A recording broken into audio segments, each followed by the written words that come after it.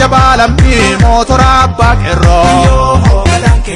ayub sabab dalate jabata kafero Wakaro be male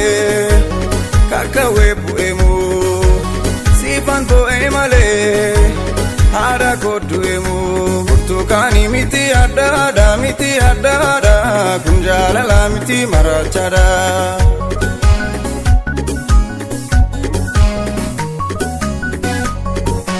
ya waya kintala ya saiti tatarare ya gara kintala ya sakiti gargar base hoya shunge me chim gona hoya shunge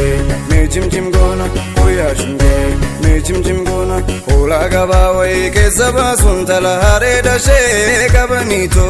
ulfamata way sitara suntala bareda ke sakamiko hoya shunge bareedu midagdu na erga man hajatu ana nyaatela ufte kate ana buskuti bareedu midagdu tanasitti mudadu bareedu na ergi midagdu na erge tasimu yero dubatu incerto atin ila sigafad enut buskuti ana ka imbe tai buskuti bareedu ete akam dade kan argate atakas ndiko na jette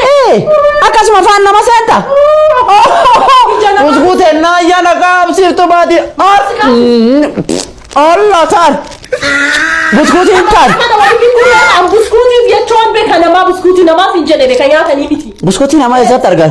buskuti na ma za na atiya okay ke yatani kishiges ke yatani akasi sinyata dur mali fakka taka sinyade ne taka fani sinyade ai taka fani da ya pinta fani da ya chobeta buskuti sigarti sai buskuti tar pinyate shensi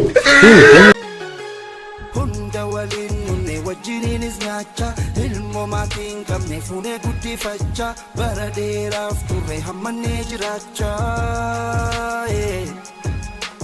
nui miti kan kabura kina ilalcha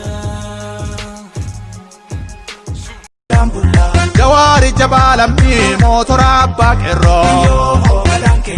ayub sabab dalate jabata kafero